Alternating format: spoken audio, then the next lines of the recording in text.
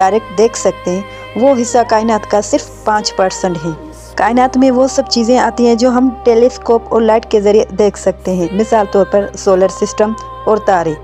ये सिर्फ 5% मैटर है जो नॉर्मल मैटर के एटम और मॉलिक्यूल से बने हैं।